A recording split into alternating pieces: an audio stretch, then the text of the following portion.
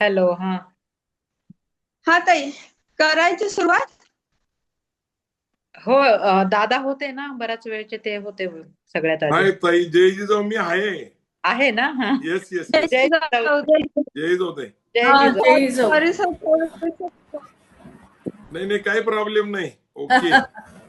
नाही उलट ते प्रॉब्लेम झाला सर. So sorry. असं होत नाही कधी. खूप जास्त ट्रॅफिक होतं. 8 वाजले. नाही नाही, ठीक आहे. काही चला प्रॉब्लेम नाही ताई. चला चला. ओके. आपण काम करणाऱ्या महिला आहोत. करायची चला चालू करूया. हो हो. येस ताई. हो. जय जिजाऊ. सगळ्यांना जय जिजाऊ. जय जय जिजाऊ, जय जिजाऊ. शिवराय. जय जिजाऊ. जय जिजाऊ ताई. दुर्गराज रायगडाच्या शिखरावरून ज्यांनी स्वराचा स्वर्ण सूर्य उजळला, त्यांच्या एका शब्दावर सह्याद्रीचा कडाही थरथरल्या, अशा रयतेच्या राजाला छत्रपती शिवाजी महाराजांना मानाचा मुजरा. आज रविवार आहे, 7 जून. काल 6 जून रोजी भक्तांनी अत्यंत उत्साही आणि भक्तिभावाने शिवराज्याभिषेक साजरा केला. ऐतिहासिक सोहळ्याची ऊर्जा आजही आपल्या मनात ताजी आहे. आज त्याच उत्सवाचा एक भाग म्हणून आपण ऑनलाईन प्रोग्रामच्या माध्यमातून एकत्र आलो. आजच्या या विशेष कार्यक्रमात आपल्या सगळ्यांचे मनपूर्वक आभार. आणि कुठल्याही कार्यक्रमाची सुरुवात करताना आपण पहिल्यांदा दीप प्रज्वलन आणि जिजाऊ पूजन करतो. ज्या माऊलींनी जिजाऊ संस्काराचे पाठबळ दिले, त्याच कर्तृत्वाला वंदन करू. त्या सोहळ्याचे पूजन आपण करावं. मी विनंती करते श्री राजे भोसले यांनी छत्रपतींच्या आणि जिजाऊंच्या प्रतिमेचे पूजन करावे.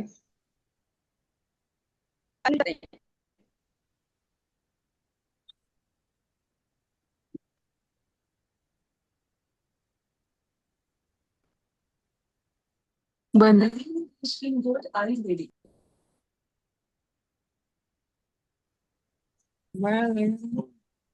आवाज येतोय का? आवाज येतोय ताई?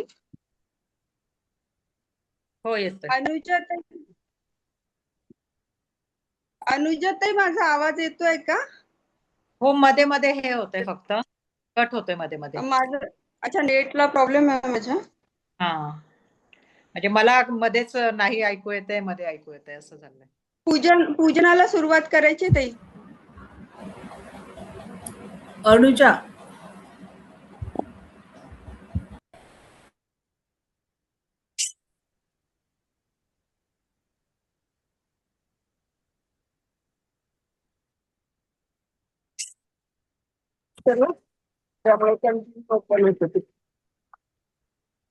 काही सुरू नाही झालं का नाही, अजून?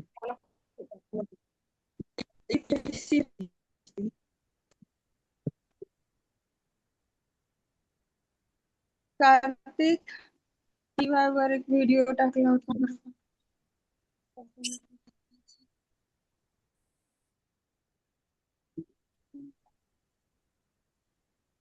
हॅलो.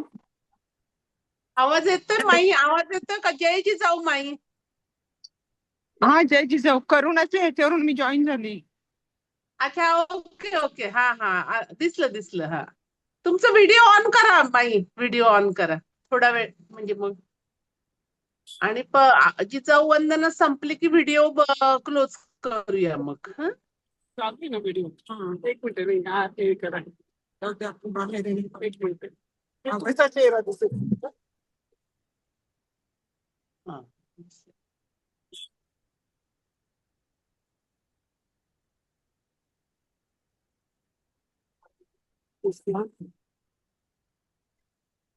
इथे रेंजचा प्रॉब्लेम येतोय का माझा आवाज? करुणा ताई माई. हा, मला आवाज येतोय, पण ते व्हिडिओ नाही दिसत आहे. तुम्ही होऊ द्या सुरू. हा, व्हिडिओचा आम्ही रिक्षात आहे ना. हा, थोडा रेंजचा प्रॉब्लेम होतो, तर तुम्ही सुरू करा. व्हिडिओ फक्त नसेल, घरी पोहोचलो की लगेच व्हिडिओ सुरू होईल. हा, एक ओके मिनिट. ओके. हो नाही हो, काय प्रॉब्लेम नाही, काय ठीक आहे, नाही. ठीक ओके. आहे. फक्त मी माझा आवाज येतोय का विचारण्यासाठी म्हटलं तुम्हाला. नाही, येतोय आवाज. येत ओके ओके ओके ताई. ओके.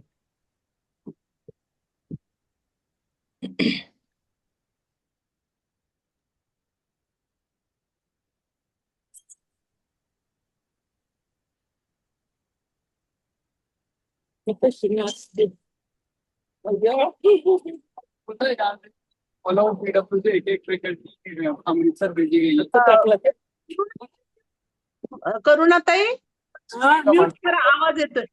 येतोय येतोय.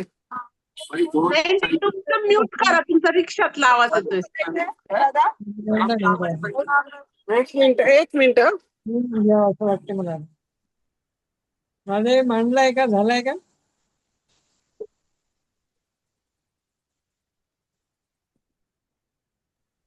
म्यूट केला ताई. हा हा, चालेल.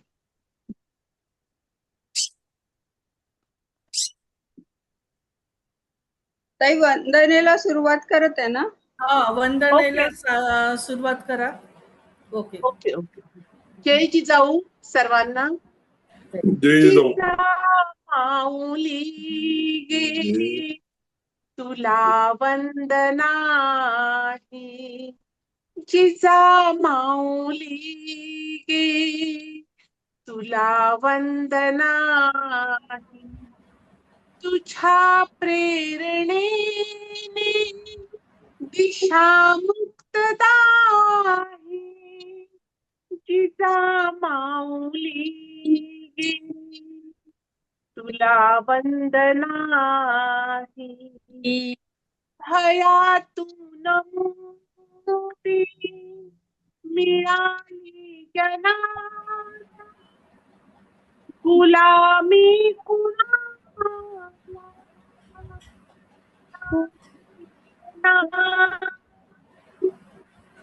जिजा माऊली गे तुला वंदना आहे. नसे दुःख कोण, नसे न्यून कोण, मुलांना मुलांना नसे दैन्य काही. जिजा माऊली गे तुला वंदना आहे. जशी पार्वती प्रिया शंकरा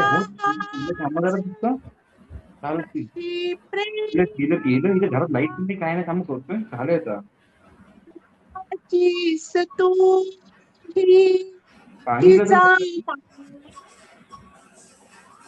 सांगितलं बोलतोय ना. वंदना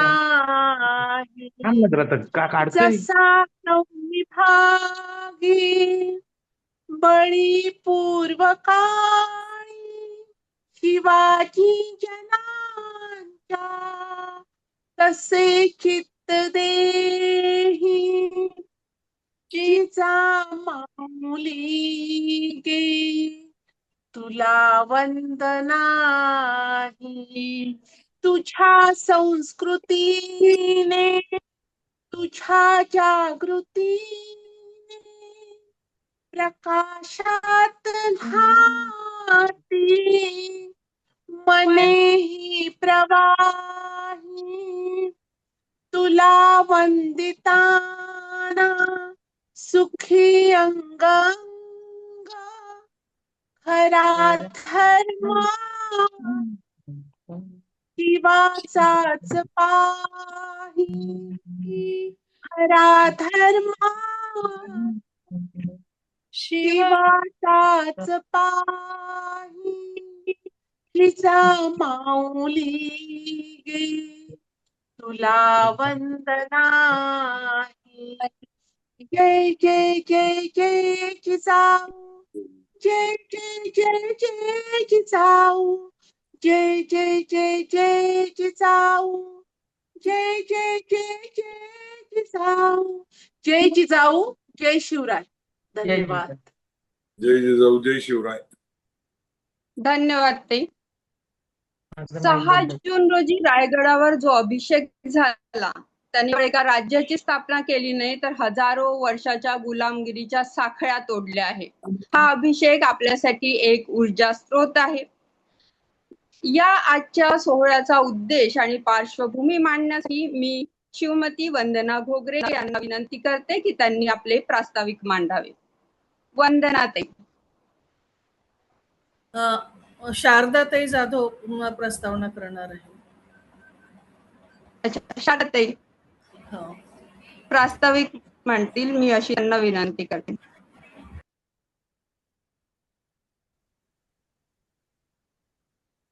शारदाताई.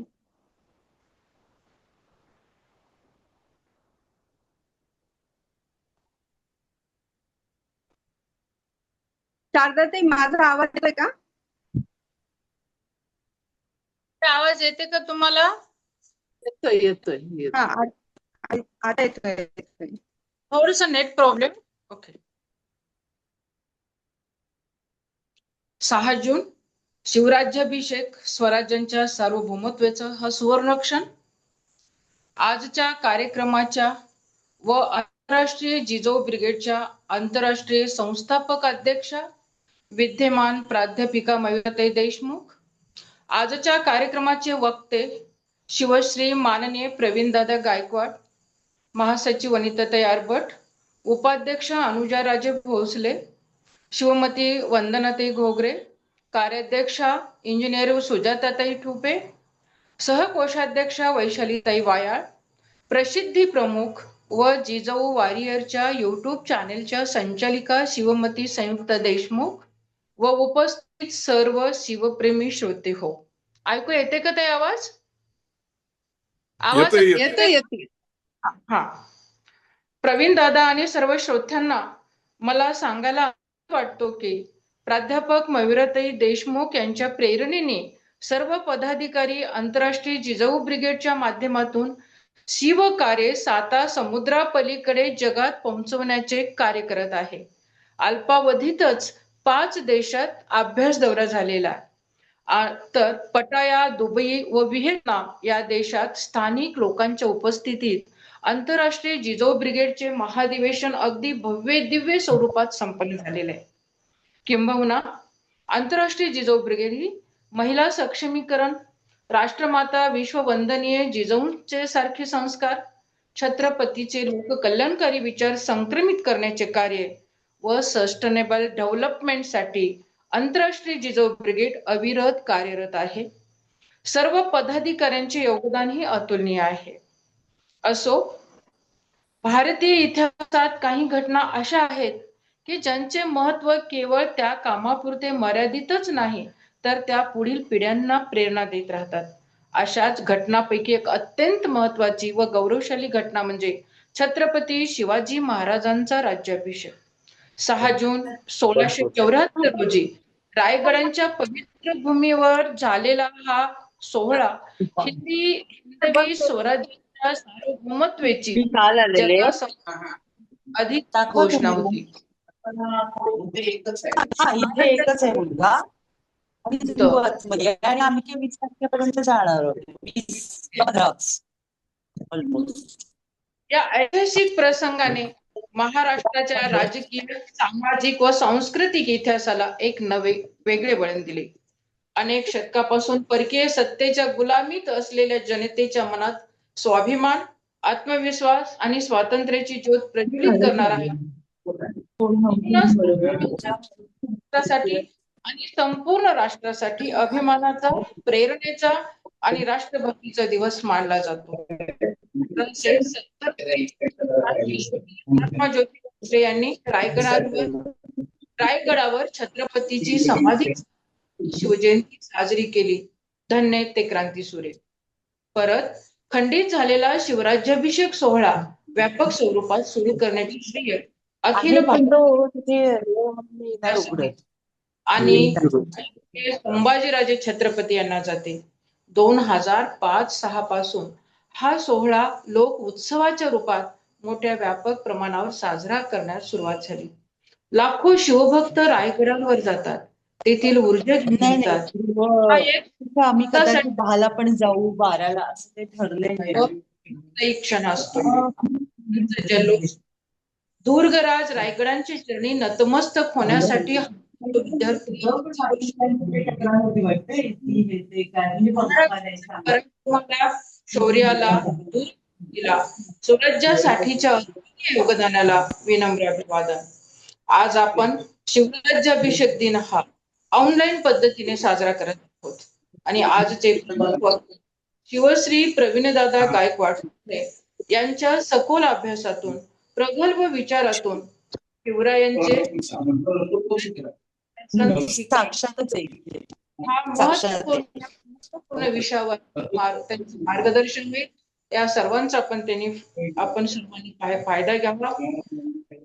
एक प्रेरणा आणि शिव विचारांचा जागर या माध्यमातून व्हावं आणि आपला उद्देश साध्य व्हावा एवढीच अपेक्षा. जय जिजाऊ, जय शिवराय.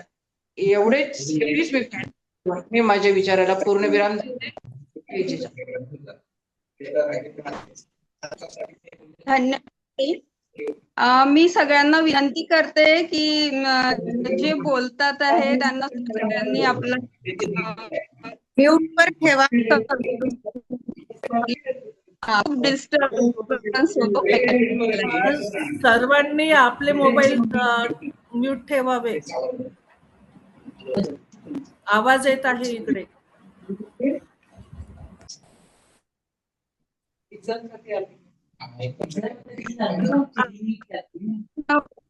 पुढे जाऊ. अधिक उजळून टाकण्यासाठी आपल्यामध्ये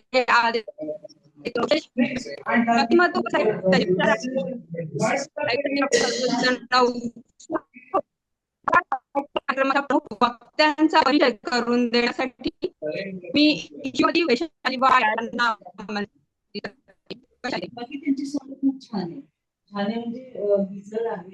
जय जिजाऊ सर्वांना.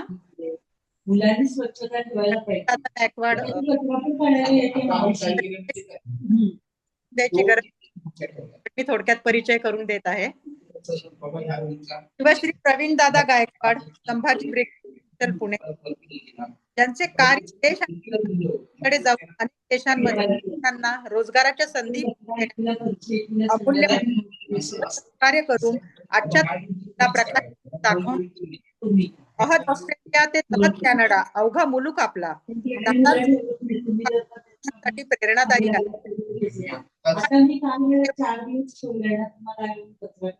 जागतिक पातळीवर आर्थिक तरुणांनी शिक्षण या दृष्टीने मार्गदर्शन यातून दादांचे सामाजिक कार्य शिवशाहू गरज असून दिशा देण्याचे कार्य आहे. दादा अभ्यासू वक्ते, इतिहास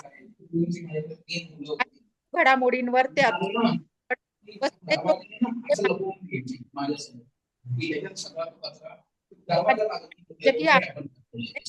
त्यांचा सक्रिय सहभाग. धन्यवाद.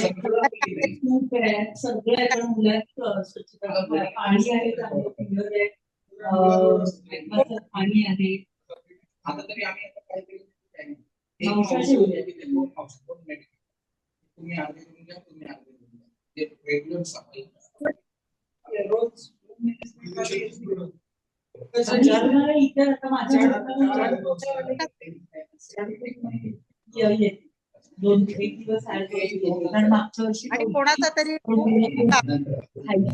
कळत असेल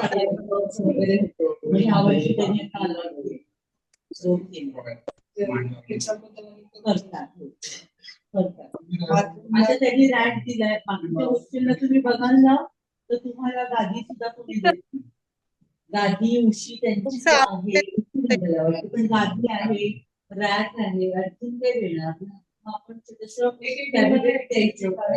हा खुर्ची देतात कधी कधी सोय खरं आणि कन्स्ट्रक्शन आहे ना त्यामुळे त्याला जास्त म्हणजे संयुक्त हा कोणाचा आवाज येते त्यांना मला असं वाटतं की हा एक्झिट करायला. हा कोणाचा एक्झिट करू. खूप डिस्टर्ब. 2 व्यक्ती आहेत.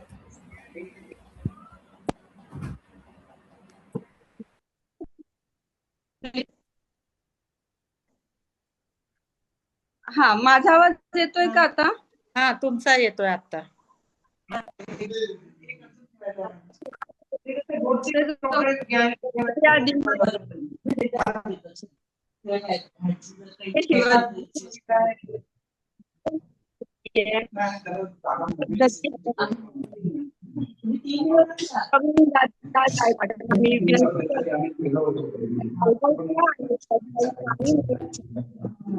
आवाज येत नाहीये, म्हणजे मला येत नाहीये, बाकीच्यांना येतोय का?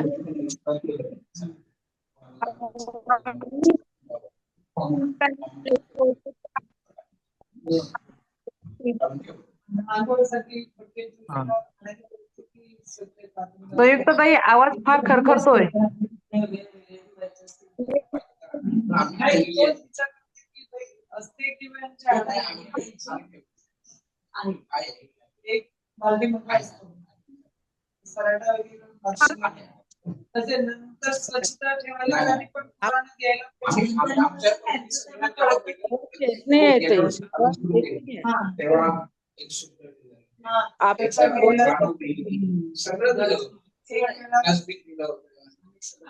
वन प्लस मोबाईल कोणाचा आहे तो म्यूट करायला पाहिजे. OnePlus Nord. तर मग त्यांना जसं पाहिजे तसं विकत वगैरे आणतात. रूममेट्स चांगलं मिळणं गरजेचं. रूममेट्स समजत पाहिजे.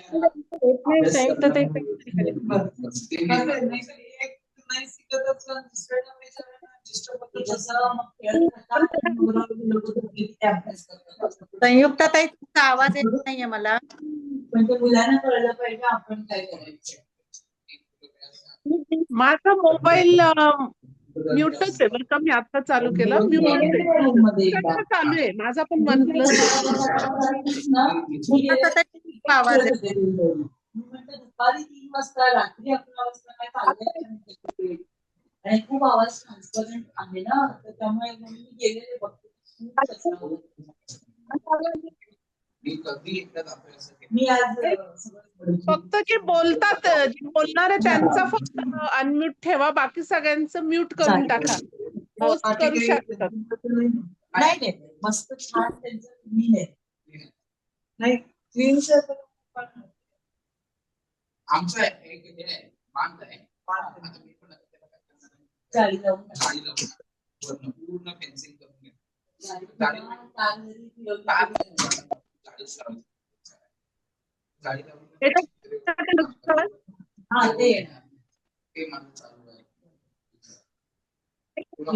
तुम्हाला या हॉस्टेलपेक्षा छान चांगलं काही मिळणारच नाही. एखाद्या फ्लॅट मध्ये मिळेल तुम्हाला पर्सनली मिळणार. मी आधी त्याच्या आधी फ्लॅट आम्ही घेतला होता, म्हणजे मी केलं ना यावर्षी. आम्ही इथे आलो, पण आम्हाला छान मिळालं. संयुक्त OnePlus Nord आहे, त्याला रिमूव्ह करा. OnePlus Nord कोण आहे ना, त्यांना रिमूव्ह करा संयुक्त ताई. त्यांचा मोबाईल हेच होत नाहीये, करत नाही ते. प्रवीण दादांचा राहू द्या आणि बाकीच्यांचे म्यूट करून टाका. करा आता सगळं.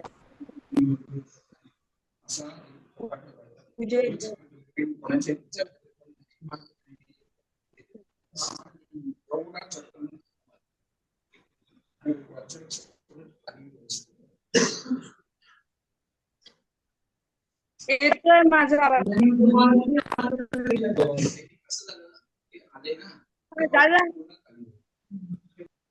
मी प्रवीण दादांना विनंती करते की त्यांनी आपल्या भावी आणि ओघवत्या वाणीने आम्हाला कृत करावे.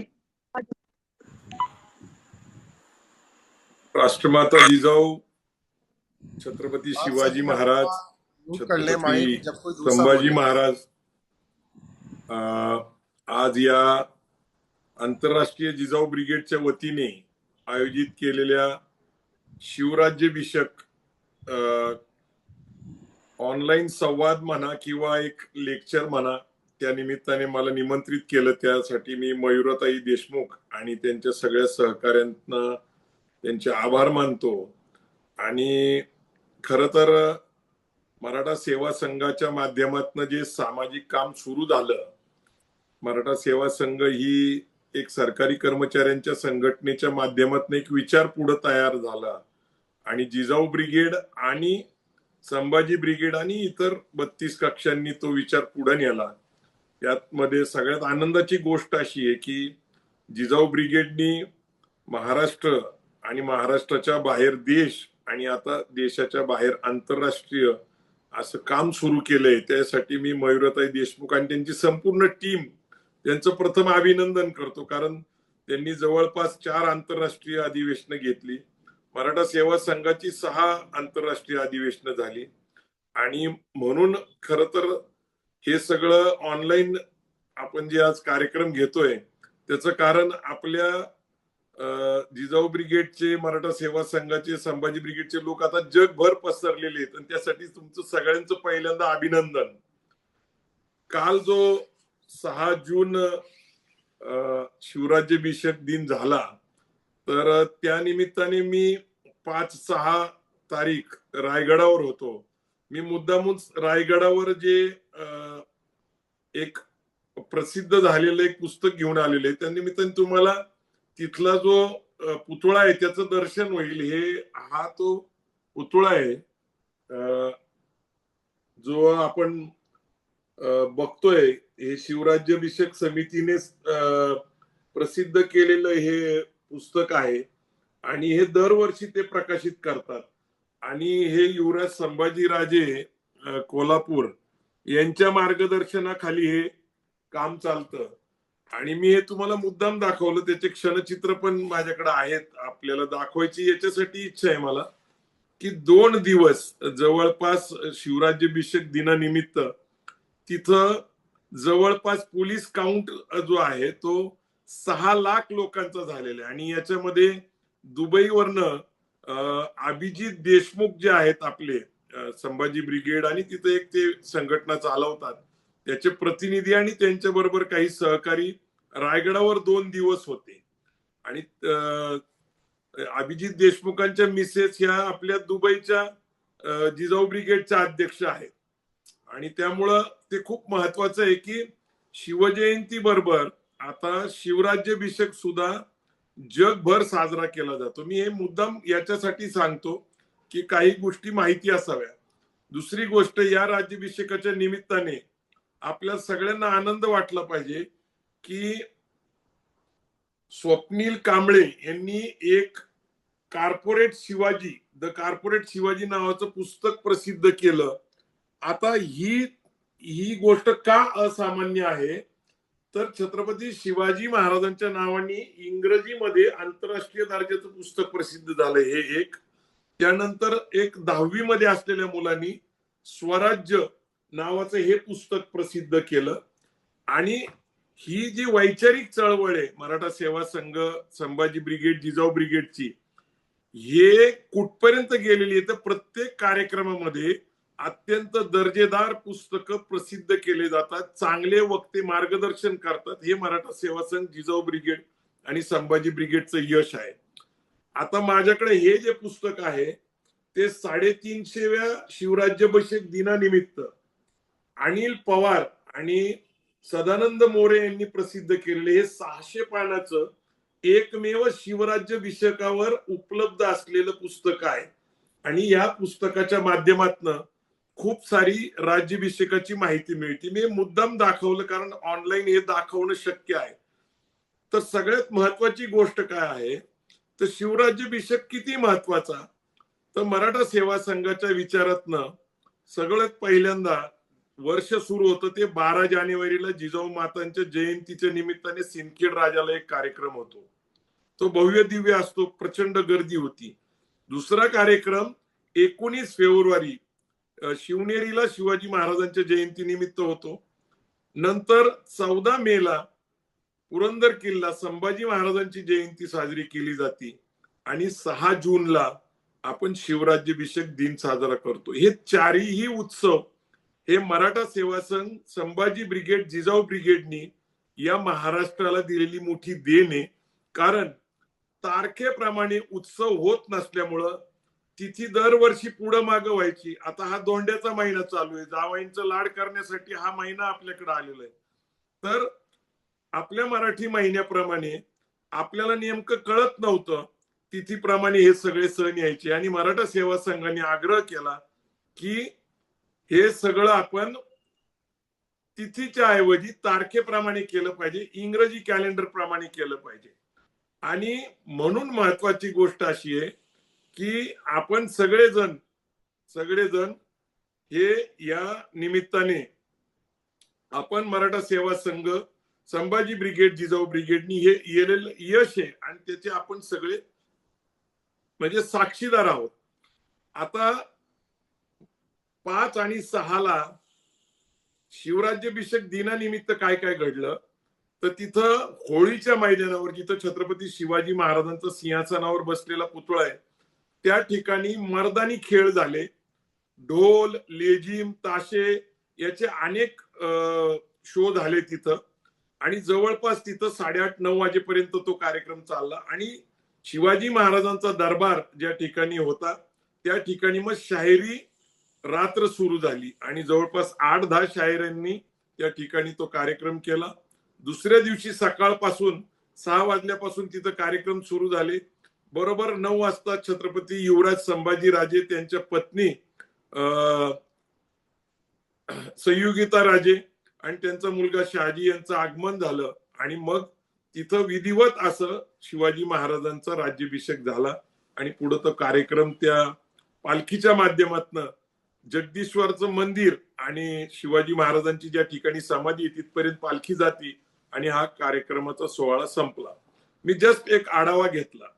आता सगळ्यात महत्वाची गोष्ट काय आहे की या काळामध्ये भारतामध्ये आता लोकशाही आहे आणि छत्रपती शिवाजी महाराज हे तर राजे होते. जगाला आश्चर्य वाटतंय की एका लोकशाहीचा प्रणेता किंवा ज्या लोकशाहीमध्ये आपण वावरतो तिथं लोक ठरवतात आपला नेता कसा असावा, कोण असावा, पण एक राजाची प्रेरणेने लोकशाही चालते हे जगातलं अपवादात्मक एकमेव गोष्ट आहे. एकमेव देश आहे जिथं छत्रपती शिवाजी महाराज राजे होते परंतु लोकशाहीमध्ये त्यांच्या प्रेरणेने कारभार चालतो. आणि म्हणून आजचा विषय मयुराताईंनी जो दिलेला आहे जिजाऊ ब्रिगेडनी तो फार महत्वाचा आहे. कारण शिवरायांचे लोककल्याणकारी प्रशासन, काळाची गरज, हे असं का चर्चेचा विषय ठेवलाय किंवा आज आपण तो व्याख्यानाचा विषय का ठेवलाय, तर आजच्या काळामध्ये महिला असुरक्षित आहेत, समाजामध्ये अस्वस्थता पसरलेली आहे, कुणीही सुरक्षित नाही, हाताला रोजगार नाही, शेतकऱ्यांचा बाजार भाव जो मिळला पाहिजे शेतीमालाला तो मिळत नाही, न्यायपालिकेमध्ये न्याय मिळत नाहीये, आणि एकूणच व्यवस्था जर बघितली तर अस्वस्थ आहे. आणि आपण जिजाऊ ब्रिगेडचं काम करतो. महिलांचं मात्र सगळ्यात पहिली गोष्ट आपण लक्षात घेतली पाहिजे की त्यांची काळजी असते स्वयंपाकघरातल्या प्रत्येक गोष्टीची, आणि ती म्हणजे पहिली सुरुवात होती गॅस पासून. आज आपण चर्चा करतोय की कल्याणकारी राज्य असावं आणि 29 रुपयांनी जवळपास गॅसची किंमत वाढली म्हणजे महागाई वाढलेली. आणि म्हणून इथं छत्रपती शिवाजी महाराज आपल्याला महत्वाचे का वाटतात, कारण जिजाऊंनी त्यांच्यावर जे संस्कार केले आणि आपल्याला जे इतिहासातल्या कागदपत्रामधून दिसतं की छत्रपती शिवाजी महाराजांवर जे संस्कार झालेले आहेत ते राष्ट्रमाता जिजाऊंचे आहेत. आणि म्हणून जिजाऊ ब्रिगेड आपण ती संघटना चालवतो. शहाजी महाराज हे खऱ्या अर्थाने दुर्लक्षित होते. शहाजी महाराज हे छत्रपती शिवाजी महाराजांचे वडील, ते आदिलशाहचे सरदार होते. बेंगलोरला त्यांचा राज्यकारभार चालत होता, परंतु दुर्दैवाने त्यांचं महत्व इतिहासकाराने दुर्लक्षित केलं होतं. पण मराठा सेवा संघ, जिजाऊ ब्रिगेड, संभाजी ब्रिगेडने अभ्यास केला आणि सगळा इतिहास नव्याने पुढे आणला.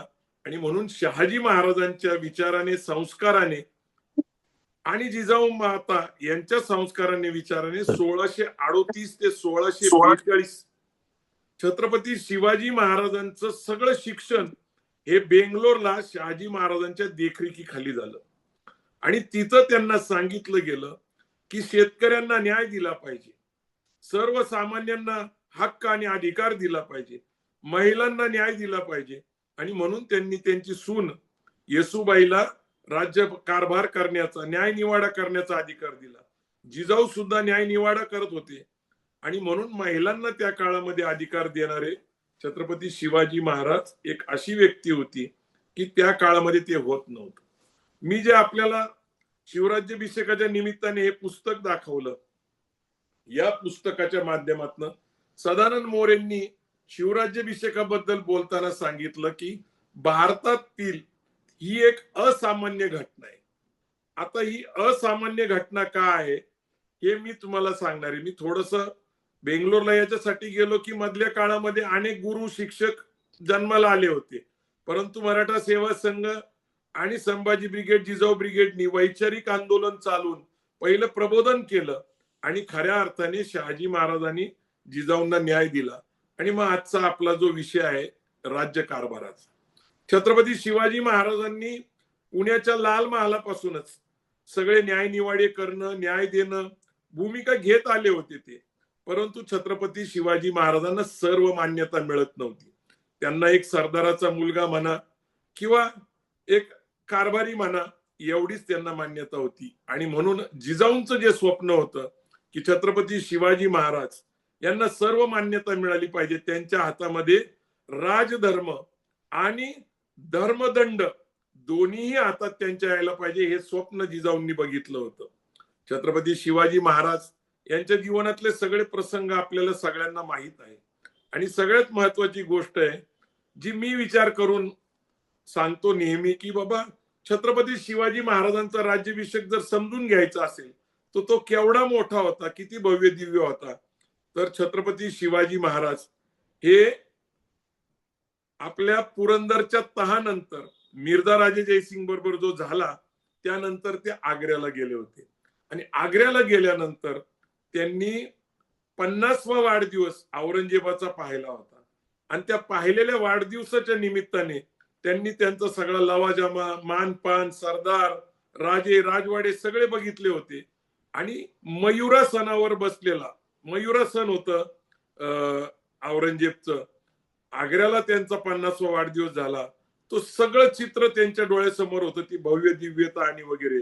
आणि ज्या वेळेस संधी मिळताच आग्र्यावरनं छत्रपती शिवाजी महाराज राजगडावर आले, राजगड भोरच्या इथं पुणे जिल्ह्यामध्ये, त्या ठिकाणी आल्यानंतर त्यांनी 4 वर्ष सगळं योजनाबद्ध पद्धतीने, कुठेही लढाई नाही, काय नाही, काय नाही, आग्र्याहून आल्यानंतर शांतपणे बसून पूर्ण योजना बनवून सगळीकडं आपली जी काही स्वराज्याची झालेली नुकसान होतं ते सगळं पहिल्यांदाच हे केलं, व्यवस्थित केलं. आणि नंतर त्यानंतर सगळ्यात महत्वाची गोष्ट केली ती म्हणजे त्यांनी सुरत लुटली.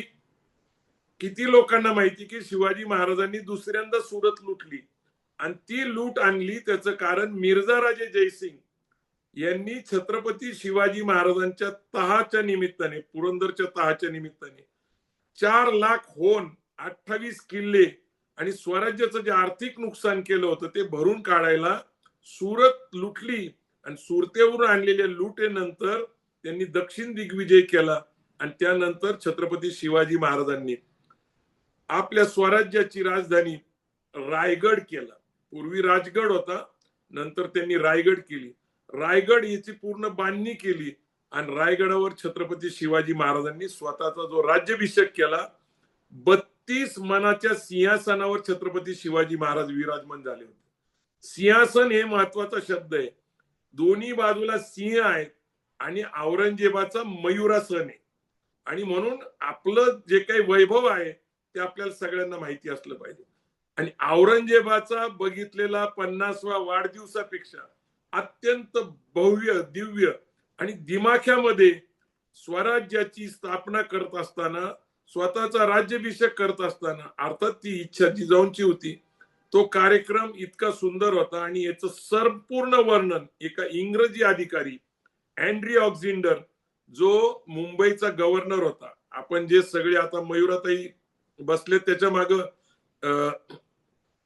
राज्याभिषेकाचं चित्र आहे आणि त्या सगळे कुठलेही चित्र काढले तर त्याच्यामध्ये एक इंग्रज अधिकारी कमरेपासून शिवाजी महाराजांच्या दरबारामध्ये वाकलेला दिसतो, कुर्निसात करत असतो, तो म्हणजे अँड्री ऑक्झिंडर.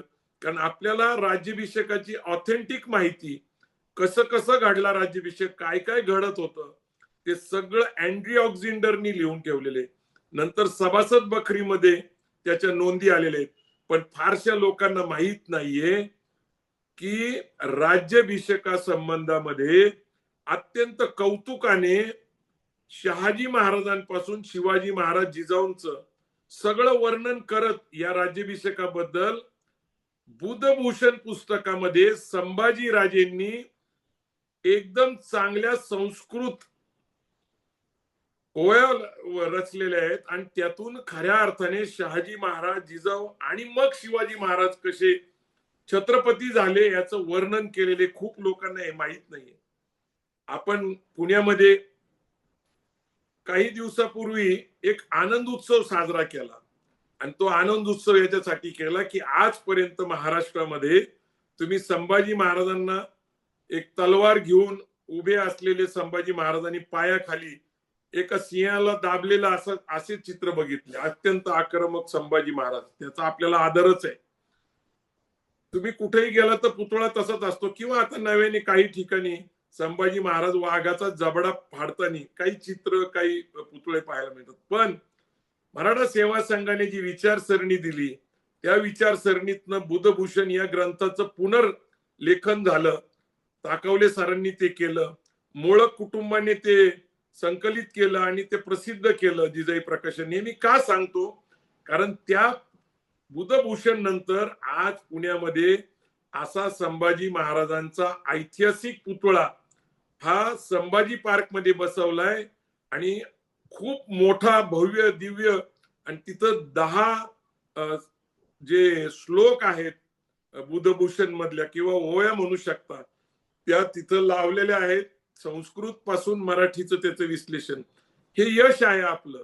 आणि त्या बुधभूषण पुस्तकामध्ये शिवराज्याभिषेकाचं सगळं वर्णन केलेलं आहे आणि ते वर्णन इतकं सुंदर आहे. तर शिवाजी महाराजांचा राज्याभिषेक झाल्यानंतर औरंगजेब शेवटी स्वराज्य बुडवण्यासाठी स्वतः दिल्लीहून आला. हे का महत्वाचं आहे लक्षात घ्या की पहिल्यांदा छत्रपती शिवाजी महाराजांवर अफजल खान चालून आला. हा कोण आहे अफजल खान? तर आदिलशाहचा सरदार आहे. नंतर मात्र चालून येतात ते मिर्झा राजे जयसिंग असतील, त्याच्या अगोदर शाहिस्त खान असतील आणि मग औरंगजेब असेल. तर राज्याभिषेकाचं महत्व काय आहे, तर औरंगजेबला कळून चुकलं होतं की आता आपल्याला धोका हा मराठ्यांकडून आहे. कारण शिवाजी महाराजांनी ज्या प्रकारचा राज्याभिषेक रायगडावर केला होता, देशभर आणि जगभरचे प्रतिनिधी तिथे आले होते आणि त्याचा परिणाम असा झाला की पुढच्या काळामध्ये दिल्ली तख्ताला धोका छत्रपती शिवाजी महाराजांकडून आहे.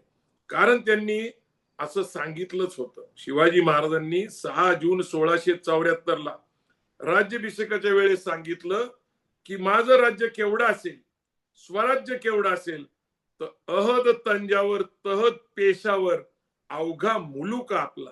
याचा अर्थ अत्यंत स्पष्ट आहे की तंजावरला वेंकुजी राजे शहाजी महाराजांचे पुत्र होते, तिथं शिवाजी महाराजांचे सावत्र भाऊ. तंजावर पर्यंत शिवाजी महाराज पूर्वी जाऊन आले होते. दक्षिणेमध्ये त्यांनी जाऊन आले होते, दक्षिण दिग्विजय करून आले होते. आता तंजावर पासून आपल्याला पेशावर म्हणजे पाकिस्तान मध्ये पेशावर मध्ये एक किल्ला आहे, तिथपर्यंत आपलं राज्य करायचं म्हणजे आदिलशाही, कुतुबशाही, निजामशाही, मुघलशाही यांच्या सगळ्यावर आपलं राज्य असलं पाहिजे, स्वराज्य असलं पाहिजे, अशी त्यांनी घोषणा केली होती. आणि मग औरंगजेब दिल्ली सोडून 28 वर्ष मराठ्यांचं स्वराज्य बुडवायला इथं आला. ते त्याला कळालं होतं ते शिवाजी महाराजांच्या राज्याभिषेकानंतर. राज्याभिषेकाची वेळेची एक खूप कहाणी फार लोकांना माहित नाही. शिवाजी महाराज 32 मनाच्या सिंहासनावर बसले ही गोष्ट माहिती आहे सोन्याच्या, परंतु शिवाजी महाराजांची दरबारापासून जगदीश्वराच्या मंदिरापर्यंत जी मिरवणूक निघाली ती मिरवणूक हत्तीवरनं काढली होती. आता लोक प्रश्न विचारतात की रायगडावर सहजासहजी माणसाला जाणं अवघड आहे, घोडे नेणे अवघड आहे, मग हत्ती कसा काय होता? तर त्याची नोंद आहे त्या हत्तीची. आणि हत्तीवरनं अंबारीत बसून छत्रपती शिवाजी महाराजांची मिरवणूक निघाली होती. आणि हत्तीच का, तर औरंगजेब हत्तीवरनं प्रवास करायचा. त्याच्या सगळ्या मिरवणुका किंवा अगदी राजस्थानमध्ये जे राजपूत राजे होते यांचे, किंवा तुम्ही इंद्राचा जर ऐरावत म्हटला तर तो हत्ती आहे. आणि मग माझा सुद्धा राज्याभिषेक झाल्यानंतर हत्तीवरनच मिरवणूक काढायची. पण तो एवढा मोठा बलाढ्य हत्ती कसा काय वर नेला असेल, असं सहज प्रश्न पडतो सगळ्यांच्या मनामध्ये. तुमच्या माहितीसाठी सांगतो की रायगडची बांधणी चालू असताना त्यावेळेसच छत्रपती शिवाजी महाराजांनी एक हत्तीचं लहान पिल्लू वर नेऊन ठेवलं होतं. कारण त्या अंबारीमध्ये बसून, हत्तीवर बसून आपली मिरवणूक काढायची एवढी योजना त्यांनी आधीच बनवली होती. हिरोजी इंदळकरांच्या माध्यमातून रायगड असा सुंदर गड त्यांनी बांधला आणि सुरक्षित गड बांधला.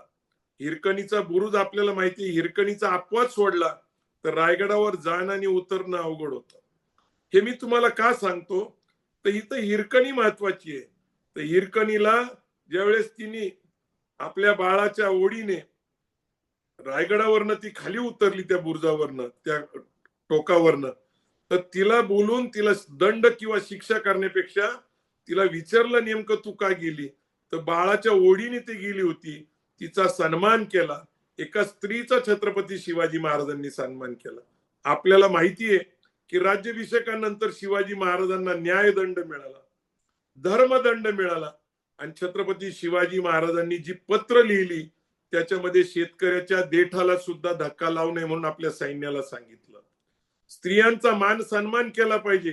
कुठेही सैन्य गेलं, लढाई झाली तर स्त्रियांचा सन्मान केला पाहिजे. म्हणजे सुरतेच्या लुटीची नोंद आहे. तिथं सुद्धा जे लोक होते, तिथले व्यापारी होते, त्यांनी जे पत्र लिहिली औरंगजेबाला, त्याच्यात मध्ये लिहिलंय की शिवाजी महाराजांचं सैन्य आलं, परंतु त्यांनी स्त्रियाला कुठल्याही प्रकारे त्रास दिला नाही, उलट त्यांचं संरक्षण केलं. हे जे आपल्याला अपेक्षित आहे ते या देशामध्ये लोकशाहीमध्ये आपल्याला अपेक्षित आहे.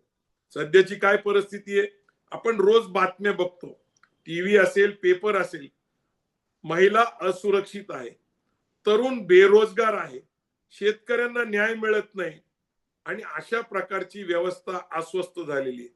मी काही दिवसापासून विचार करतोय की एक लेख लिहिणं गरजेचं आहे. कारण लोकशाही नासवली कुणी. कारण राजेशाही होती, छत्रपती शिवाजी महाराजांचा कायदा होता आणि छत्रपती शिवाजी महाराजांना मानणारा एक मावळा असलेला एक वर्ग तयार झाला होता की आपल्याला छत्रपती शिवाजी महाराजांच्या विचार धोरणाने आणि कायद्याने चालायचे. आज आमच्या सगळ्यांची प्रेरणा छत्रपती शिवाजी महाराज आहे. पण या देशामध्ये लोकशाही असताना सुद्धा सामान्य लोकांना न्याय मिळत नाहीये. आणि म्हणून आजचा जो विषय ठेवलेला आहे त्या विषयाच्या अनुषंगाने ही लोकशाही नासवली कुणी आणि कशी, आणि जबाबदारी कुणाची. काल परवा तुम्ही बघितलं असेल, कालच अगदी 6 जूनला बघा योगायोग कसा आहे. आपल्या भारताचं पहिला स्वातंत्र्य दिन हा 6 जून आहे.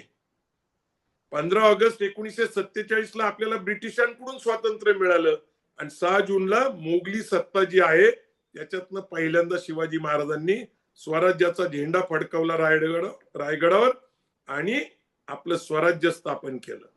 पण काल काय घडलंय, दिल्लीमध्ये सगळे तरुण कॉकरोच जनता पार्टीच्या माध्यमातून एकत्र आले होते सरकारच्या विरोधामध्ये. का, तर पेपर फुटतायत, एसएससीचे फुटतायत, एचएससीचे फुटतायत, नेटचे फुटतायत, पेपर फुटतायत. ज्या लातूरला आपण कौतुक म्हणून सांगतो की लातूर मेरिट मध्ये येते, पहिले जे सगळे विद्यार्थी असतात ते लातूरचे असतात आणि मग आता जे माटेगावकर सरांना अटक झालेली आहे, तिथं जो क्लासेसचा बाजार निर्माण झालाय. आज महाराष्ट्रामध्येच नाही तर देशभरामध्ये 11वी 12वी पासून ग्रॅज्युएशनच्या मुलांपर्यंत तुम्हाला लक्षात येईल की मुलं कॉलेजला जातच नाही, वर्ग भरतच नाही. चांगल्या चांगल्या कॉलेज, पुण्यातल्या नामवंत कॉलेजमध्ये ही तक्रार आहे की मुलं आता वर्गात येऊन बसतच नाही. मग मुलगा जर वर्गात येऊन बसत नसेल, कॉलेजचे नीट क्लासेस चालत नसतील, मग मुलांना 90% 96% मार्क पडतात कसे. तर हा सगळा बाजार उभा राहिलेला आहे. क्लासेसच्या जाहिराती पेपर मधून 1-1 लाख रुपयाच्या येत आहेत. 1-1 लाख रुपयाची जाहिरात टीव्हीवर जाहिरात आहे का? तर आमच्या क्लासेसला तुम्ही मुलं टाकली तर तुमचा मुलगा 100% 90% पेक्षा जास्त मार्क मिळेल. 90% पेक्षा जास्त का मार्क मिळवायचे? कारण त्याला कमी टक्के मार्क मिळाले तर त्याला चांगल्या इंजिनिअरिंग कॉलेजला ऍडमिशन मिळणार नाही, चांगल्या मेडिकल कॉलेजला ऍडमिशन मिळणार नाही. मुला मुलींची समस्या अशी आहे की आता जर मेडिकलला जायचं म्हटलं तर साधारणपणे एक डॉक्टर बनवायला खाजगी संस्थेमध्ये 1.5 कोटी रुपये खर्च आहे. कोण करणार, कुठून करणार? त्यापेक्षा भीतीपोटी का व्हायना ते चांगले क्लासेस शोधायचा प्रयत्न करतात. आज क्लासेसच्या फ्रँचायझी वाटल्या जातात.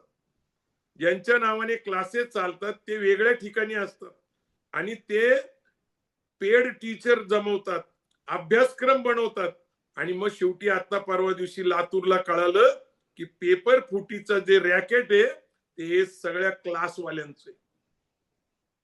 मला सांगा, आपण लोकशाहीमध्ये अन्न, वस्त्र, निवारा, आरोग्य आणि शिक्षण ही सरकारची जबाबदारी आहे. बेरोजगार तरुण राहणार नाही, त्याच्या हाताला रोजगार मिळाला पाहिजे ही सरकारची जबाबदारी आहे. पण लोकशाहीमध्ये आपण लोकप्रतिनिधी निवडून देतो आणि लोकप्रतिनिधी निवडून गेल्यानंतर ते मात्र लोकशाहीमध्ये आपल्याला मिळालेल्या प्रतिनिधित्वाचा फायदा हे स्वतःच्या अर्थकारणासाठी करतात, उद्योगासाठी करतात, व्यवसायासाठी करतात. मग लोकशाही नासवली कुणी? राजकारण खराब केलं कुणी? एकीकडे छत्रपती शिवाजी महाराजांचं नाव घ्यायचं, राष्ट्रमाता जिजाऊंचं नाव घ्यायचं, महात्मा ज्योतिबा फुले, शाहू महाराज, सयाजीराव गायकवाड, बाबासाहेब आंबेडकर, अण्णाभाऊ साठे, अहिल्याबाई होळकर अशा प्रकारची नावं घ्यायची, छत्रपती शिवाजी महाराजांना प्रेरणा मानायची आणि राज्य कारभार मात्र छत्रपती शिवाजी महाराजांच्या अत्यंत विरोधात करायचा. आज जर छत्रपती शिवाजी महाराज आले तर पहिला कायदा करतील की शिक्षण सक्तीचं आणि मोफत करतील. किमान ते दर्जेदार शिक्षण हे माफक दरात करतील, अफोर्डेबल किंमत मध्ये करत. आणि दुसरं महत्वाची गोष्ट करतील की रोजगार सगळ्यांना उपलब्ध होईल अशा प्रकारचं ते योजना बनवतील आणि आरोग्याच्या सुविधा अत्यंत स्वस्त दरामध्ये सगळ्यांना परवडतील असे दिले जातील. काय स्थिती? आजची स्थिती अशी आहे की जे छत्रपती शिवाजी महाराजांचे आपण पत्र वाचतो, त्यांचे आदेश वाचतो, त्यातनं प्रत्येक व्यक्तीची काळजी घेतलेली आहे आणि ही काळजी घेतली जाती का नाही हे बघण्यासाठी छत्रपती शिवाजी महाराज वेगवेगळ्या वेशभूषा करायचे. कधी शेतकऱ्याला भेटायचे, कधी महिलांना भेटायचे, वेगवेगळ्या भागात जायचे. त्या काळामध्ये काय आहे, आजच्या सारखी प्रसिद्धी माध्यमं नव्हती, फोटो सिस्टीम नव्हती. त्यामुळे छत्रपती शिवाजी महाराजांना प्रत्यक्ष बघितलेले फार कमी लोक होते आणि म्हणून त्यांना संधी होती. वेगवेगळ्या वेशभूषा करून शिवाजी महाराज जायचे वेगवेगळ्या ठिकाणी. आपण जे कायदे केलेत, आपण जी न्याय व्यवस्था देतो, आपली प्रजा सुखी आहे का हे स्वतः खात्री करून घ्यायची. त्यांच्याकडे हेर खातं होतच. बहिर्जी नाईकचं नाव आपल्याला माहितीच आहे. बहिर्जी नाईकांबद्दल फक्त आपण शत्रू पक्षातनं माहिती गोळा करायला पाठवत होते, ही गोष्ट खरीच आहे. परंतु राज्यामधला जो नागरिक आहे, जी स्त्री आहे, त्यांना खऱ्या अर्थाने न्याय मिळतो का? ते सुरक्षित आहेत का? का अन्याय होतोय त्यांच्यावर? कारण तुम्हाला माहिती आहे की शिवाजी महाराजांना ज्या वेळेस कळलं की रांझ्याच्या पाटलांनी एका स्त्रीवर अन्याय केलेला आहे तर त्याचा चौखंड करताना सुद्धा त्यांनी पर्वा केली नाही. कधी कधी त्यांनी रायगडाच्या टकमक टोकावरनं लोकांना शिक्षा म्हणून ढकलून दिलेलं आहे. हे मी का सांगतो तर शिवाजी महाराजांचं स्वराज्य, शिवाजी महाराजांचं न्यायी राज्य आपल्याला जर लोकशाहीमध्ये अभिप्रेत असेल तर आपल्याला डॉक्टर बाबासाहेब आंबेडकरांची राज्यघटना पहिली वाचवली पाहिजे. या देशाची राज्यघटनेचं महत्व काय आहे? तर या देशामध्ये मनुस्मृतीचा धर्म कायदा होता, सनातनी धर्माचा तो कायदा होता. बाबासाहेब आंबेडकरांनी ती मनुस्मृती जाळली, ती रायगडच्या पायथ्याला जाळलेली आहे. काल आम्ही गेलो होतो ते रायगड, आणि रायगडवर छत्रपती शिवाजी महाराजांच्या समाधीचं दर्शन घेऊन खाली आल्यानंतर चौदार तळ्याचं आंदोलन आणि मनुस्मृती बाबासाहेब आंबेडकरांनी जाळली. का बरं रायगडला आणि महाडला त्यांनी निवडलं? याचं कारण त्यांनी ज्यांना गुरु मानले ते 3 गुरु आहेत महात्मा फुलेंचे. एक सर्वोत्तम पुत्र गौतम बुद्ध, संत कबीर आणि महात्मा ज्योतिबा फुले. महात्मा ज्योतिबा फुलेंनी आपली सामाजिक चळवळीची प्रेरणा छत्रपती शिवाजी महाराजांना मानलं होतं. त्यांनी समाधी शोधली होती, त्यांनी शिवजयंती सुरू केली होती, त्यांनी शिवाजी महाराजांवर पवाडा लिहिला होता आणि आपल्या गुरूंचा गुरु हे छत्रपती शिवाजी महाराज आहे. म्हणून डॉक्टर बाबासाहेब आंबेडकर कुठे गेले होते? रायगडावर गेले होते. रायगडावर गेले, तिथं दर्शन घेतलं. खाली आल्यानंतर त्यांनी चौदार तळ्याचं आंदोलन केलं आणि नंतर मनुस्मृती जाळली. आणि जाळलेली मनुस्मृतीमध्ये जे जे कायदे होते बरोबर त्याच्या विरुद्ध म्हणजे विषमता होती. तिथं पहिलंच वाक्य येतं समता. पिरेंबल मध्ये समता, बंधुता, न्याय, स्वतंत्र हे जे सगळं अभिप्रेत आहे या राज्य घटनेला, सगळ्यांना समान न्याय मिळाला पाहिजे, महिलांना सुरक्षितता मिळाली पाहिजे आणि रोजगार मिळाला पाहिजे. हे सगळं छत्रपती शिवाजी महाराजांकडून महात्मा फुलेंनी आणि फुलेंनंतर डॉक्टर बाबासाहेब आंबेडकरांनी हे सगळं आपल्याला दिलेलं आहे. आणि म्हणून या देशाची राज्यघटना वाचवायची असेल, तुम्हाला मी हे मुद्दामून गंमत म्हणून सांगू शकतो की आपल्याला आपली जबाबदारी कळली पाहिजे. आणि जोपर्यंत या देशातल्या लोकशाहीतला नागरिक जागृत होणार नाही तोपर्यंत ही जी नासवलेली लोकशाही आहे ती संपणार नाही. खरं तर वेळ खूप झालेला आहे. मला एक 20-25 मिनिटं दिले होते. मी प्रयत्न करत होतो की अधिक आपल्याशी चांगला संवाद करावा. कधीतरी जिजाऊ ब्रिगेडच्या अधिवेशनामध्ये येऊन एक सविस्तर व्याख्यान करल, कारण तुम्हाला सगळ्यांना आता महिलाच आहेत सगळेजण हजर. माझ्याकडून खूप वेळ लांबला असेल तर क्षमा असावी.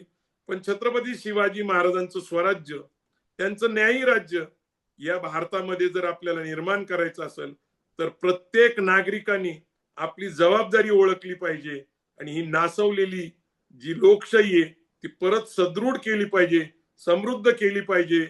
जय जिजाऊ, जय शिवराय.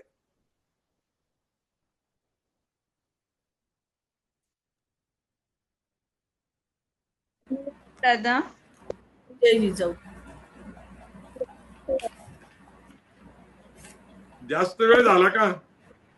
नाही नाही नाही, एकदम छान, मस्त. हे आम्हाला हे प्रबोधन पाहिजेच होतं, सर्वांसाठी आवश्यक आहे. सॉरी. ओ नाही, आज आपला दिवस आहे ना, प्रमुख वक्ते आहात. नाही, वेळ झाला खूप मला असं वाटतं, कारण मला काय एक 1-1.5 तास बोलायला लागतं, सवय लागून गेली.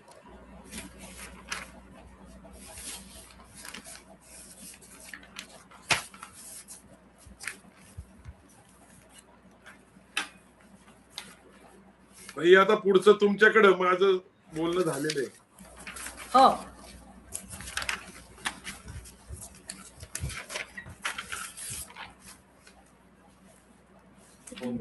संयुक्त ताई.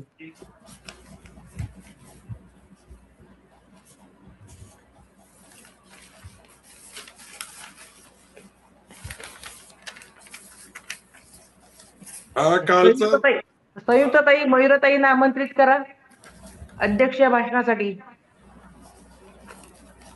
हा कालचा फोटो आहे. हा. संयुक्त ताईकडे काहीतरी प्रॉब्लेम दिसतोय. मयुरताई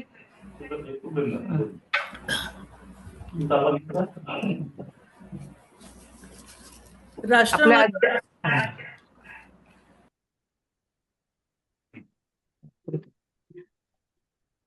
आपल्या आजच्या कार्यक्रमाच्या अध्यक्षीय भाषणाकडे वळताना आपण मयुरताईंना आमंत्रित करूया आणि आपल्या आजच्या कार्यक्रमाचं अध्यक्षीय भाषण त्यांनी करावं असं मी त्यांना विनंती करते.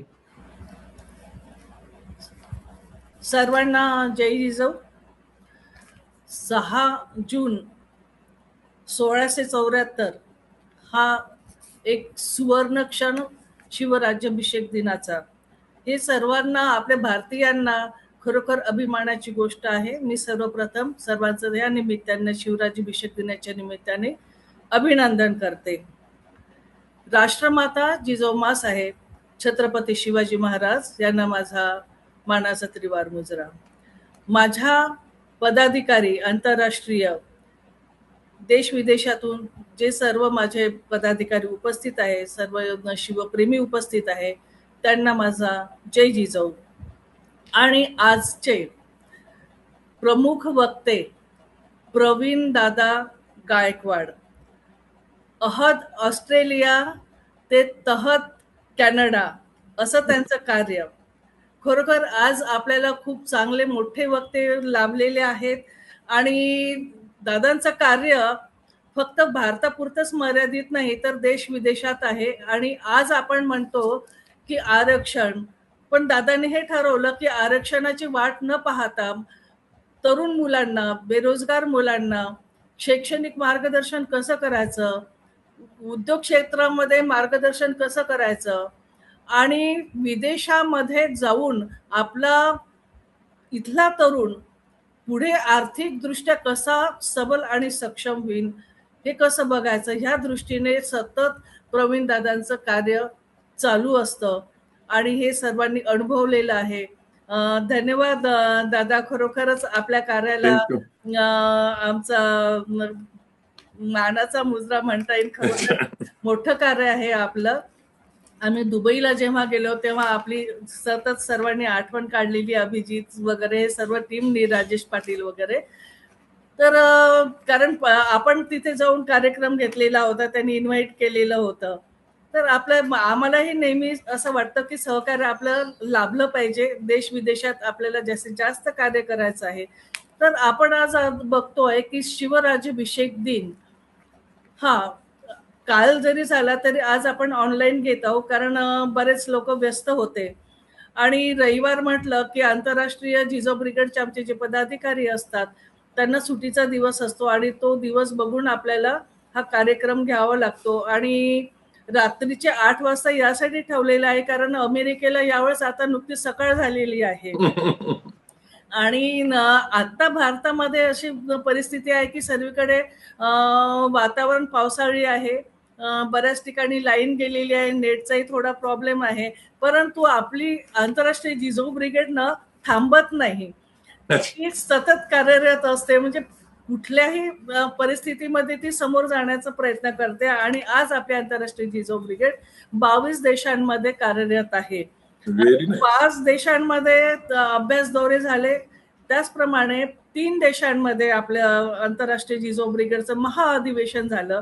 पहिलं पटायामध्ये झालं, नंतर मग दुबईमध्ये झालं आणि नुकतंच व्हिएतनाममध्ये अधिवेशन झालेलं आहे. शिवाजी महाराजांना शिवराज्याभिषेक करण्याचं का बरं असं वाटलं की आपण शिवराज्याभिषेक केल्याशिवाय रयतेला खरोखर न्याय देऊ शकत नाही. कारण त्यावेळेसची परिस्थितीच अशी होती की शिवाजी महाराजांनी जी बेबंदशाही आणि जुलुमशाही होती त्या विरुद्ध लढा दिलेला आहे. आणि स्वतः स्वराज्याचा राजा असेल तर रयतेला नीतिमत्ता आणि न्याय ह्या सर्व गोष्टी प्राप्त होणार होत्या. आणि म्हणूनच काल 6 जून रोजी शिवराज्याभिषेक हा साजरा करण्यात आला. त्याचप्रमाणे कालच्याच दिवशी 6 जूनला शिवशक चालू केलं आणि शिवराई हे चलन बाजारात आणलेलं आहे शिवाजी महाराजांनी. म्हणजे एक आपल्या हक्काचं आर्थिक जे क्षेत्र असतं त्यामध्ये शिवराई आणून एक वेगळा परिमाण शिवाजी महाराजांनी घातलेला आपल्याला दिसून येतो. प्रशासकीय सुधारणेसाठी सुद्धा आवश्यक होतं शिवराज्याभिषेक करून घेणं, कारण अष्टप्रधान मंडळाकडे विविध क्षेत्रातील वेगवेगळ्या भागातील त्यांनी कामं सोपवलेले होते आणि ते अत्यंत सुव्यवस्थितपणे चालत होते. त्याचप्रमाणे मराठी राज्यभाषा कोश हा शिवाजी महाराजांनी चालू केला आणि त्यामुळे काय झालं की मराठीमध्ये हे सर्व जेव्हा व्यवहार समोर आले तर सर्व रयतेंना तो आपल्या रयतेचा आणि आपल्या राज्याचा काय कारभार चालतो, कसा चालतो तो मराठीमधून असल्यामुळे त्यांना कळायला सोपं झालेलं आहे. आणि रयतेचं हित सतत शिवाजी महाराजांनी जपलेलं आहे. म्हणजे शेतकऱ्यांचं शेत आणि जनतेचं हित हे त्यांनी सतत जपलेलं आहे. कारण शेतकऱ्यांच्या भाजीच्या देठालाही कोणी हात लावू शकणार नव्हतं. तसंच आपण बघतो आजच्या काळाची गरज मला असं वाटतं की जी आहे की पर्यावरण म्हणता येईल, महिला सुरक्षा म्हणता येईल. शिवाजी महाराजांनी त्यावेळेसच शिवकाळात आपल्याला उदाहरणं घालून दिलेले आहे की महिला परस्त्री म्हणजे एक माते समान आहे. शत्रूच्या महिलांना सुद्धा माते समान सर्वांनी मानलं पाहिजे, म्हणून तिची सुरक्षा केली पाहिजे. परंतु आजची स्त्री सुरक्षित आहे का, हा एक मोठा प्रश्न आहे. त्याचप्रमाणे पर्यावरणाबद्दल शिवाजी महाराजांनी खूप मोठं कार्य केलेलं आहे. त्यावेळेस म्हणजे जंगल तोड वगैरे अशी होत नव्हती, उलट झाडं लावल्या जात होते. आणि जेव्हा कोणाला गरज पडत होती घर बांधणीच्या वेळेस किंवा कुठल्या कार्याच्या वेळेस, तर ते परमिशन घ्यावं लागायची झाड तोडायची सुद्धा त्या काळामध्ये.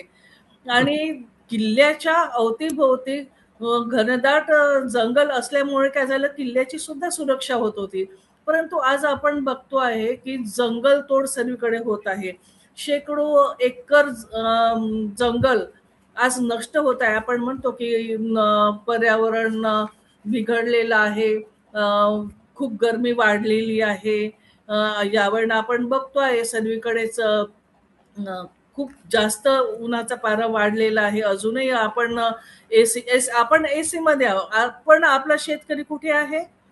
तो त्याला तर त्याच्या कामामुळे, शेतातल्या कामामुळे त्याला शेतामध्ये जावं लागणार आहे. तो बिचारा एसी मध्ये नाही राहू शकत ना. तर मला असं वाटतं की आजच्या सरकारने शेतकऱ्यांकडे लक्ष देणं खरोखरच गरजेचं आहे. हे शिवकाळापासून त्यांनी शिकणं गरजेचं आहे की शेतकऱ्यांचं हित कसं जपायला पाहिजे.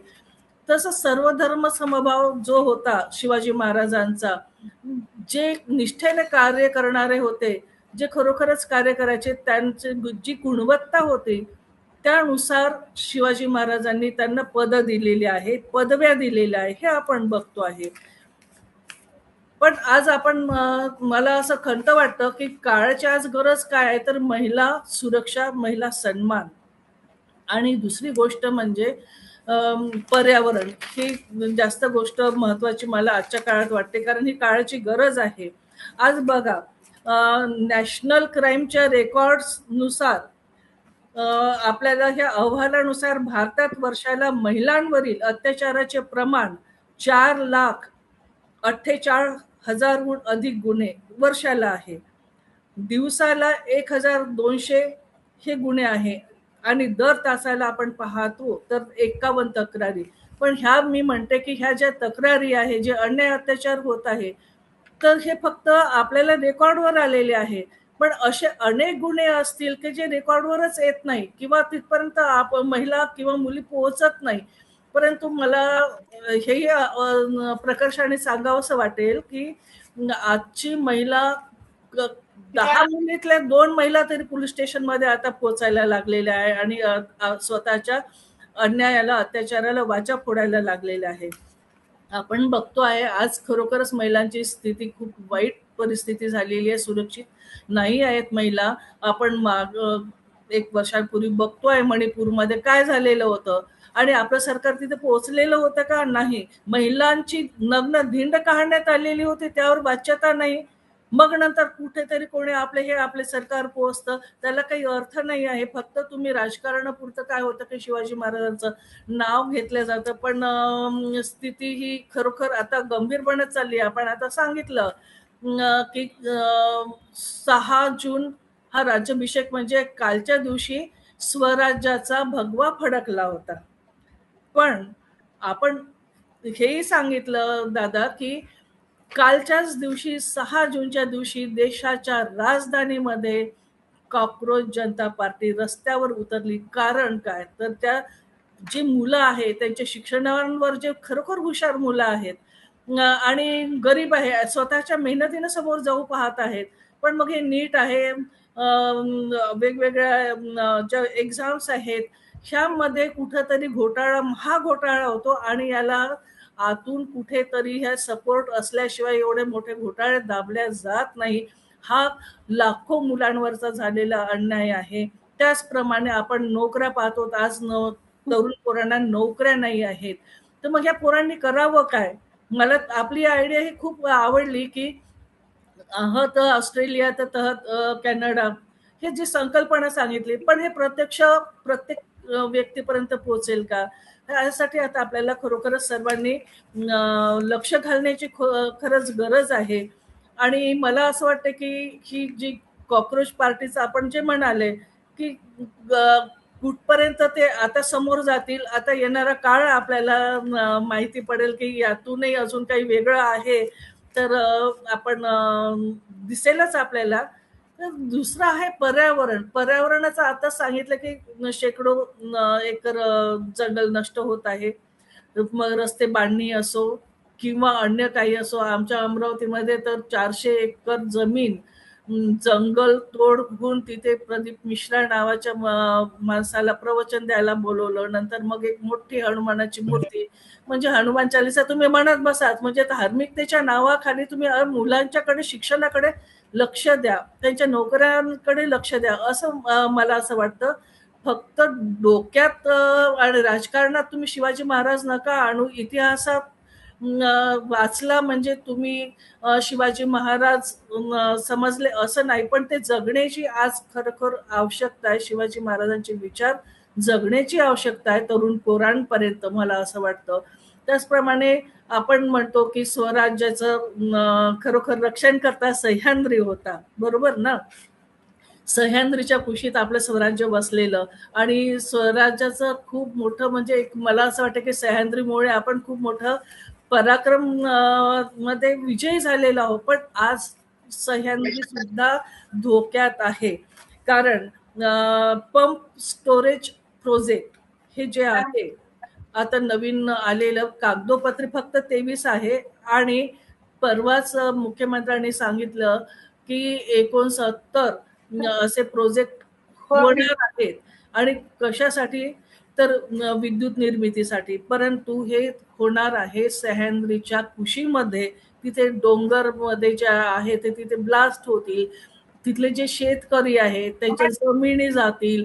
आणि हे मोठमोठ्या ब्लास्टमुळे काय होणार आहे की पुढे जाऊन जेव्हा हे प्रोजेक्ट तयार होतील तर भूकंपाचे प्रमाण जास्त वाढणार. तर मला असं वाटतं की शिवाजी महाराजांनी पर्यावरणाला खरोखर पहिल्यांदा प्राधान्य दिलेलं आहे. त्यानुसार तुम्ही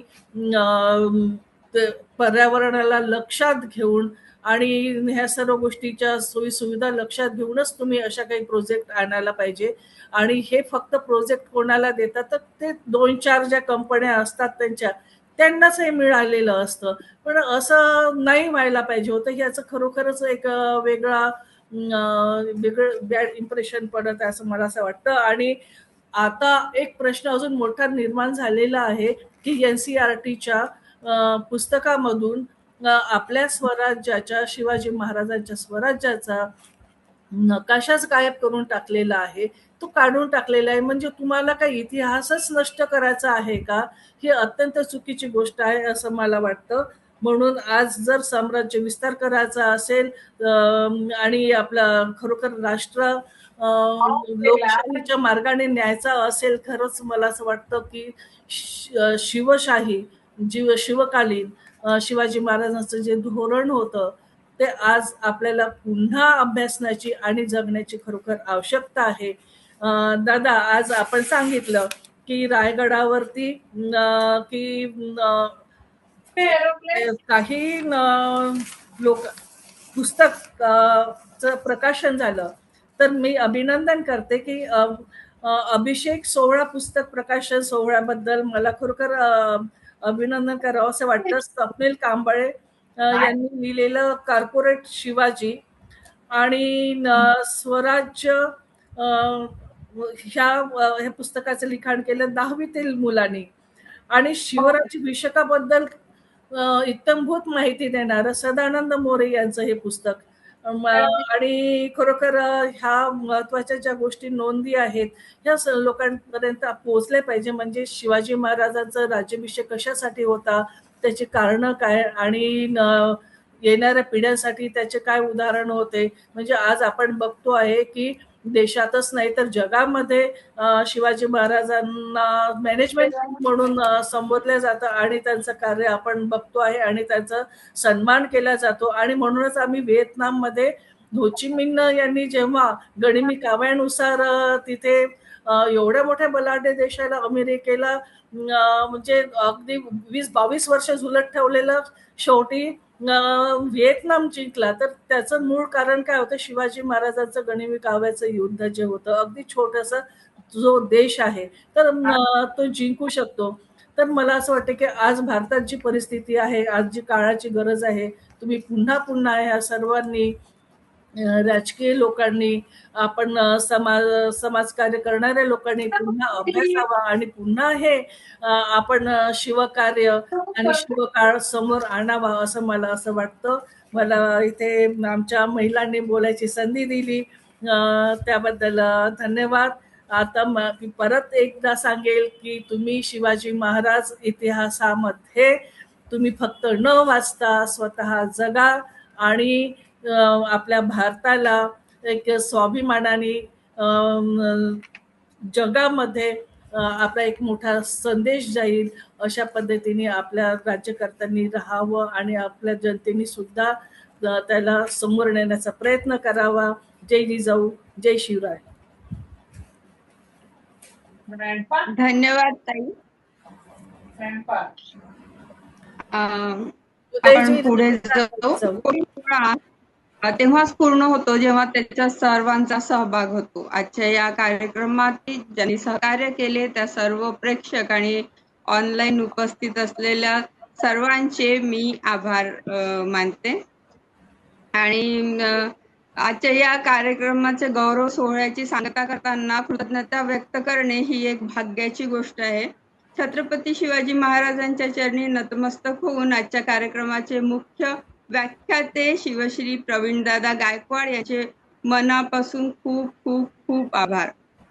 दादा, आज तुम्ही तुमच्या या ओघवत्या वाणीतून शिवचरित्राचे जे सोनेरी पान आमच्या समोर ठेवले आणि त्याने आमच्या काळजाचा पुन्हा एकदा स्वराज्याची काळजात ज्योत प्रज्वलित केली आहे. तुमच्या या मार्गदर्शनाबद्दल आमच्याकडून आपले मनपूर्वक आम्ही आपले ऋणी आहोत. कार्यक्रमाची धुरा सक्षमपणे सांभाळणाऱ्या आणि आम्हाला दिशा देणाऱ्या अध्यक्षा शिवमती मयुराताई यांचेही मी खूप खूप आभार मानते. अनुजाताई, शारदाताई, सगळ्यांचे खूप खूप आभार. ऑनलाईन उपस्थित राहून आजच्या या सोहळ्याची शोभा वाढवणाऱ्या सर्व शिवभक्तांचे आणि पडद्यामागून काम करणाऱ्या टीमचे सुद्धा खूप खूप आभार. आपल्या सर्वांच्या सहभागामुळेच आजचा हा शिवराज्याभिषेक सोहळा अविस्मरणीय ठरलेला आहे. सर्वांना एकदा शिवराज्याभिषेकाचे पुनश्च आभार. शिवनेरीची ती माती, रायगडाची ती शान, शिवरायांचे नाव म्हणजे आमचं मन. आजच्या या सोहळ्याची सांगता करू. पुन्हा एकदा शिवराज्याभिषेकाच्या खूप खूप शुभेच्छा. जय जिजाऊ. थँक्यू. जय जिजाऊ. जय जिजाऊ. जय जिजाऊ ताई. धन्यवाद.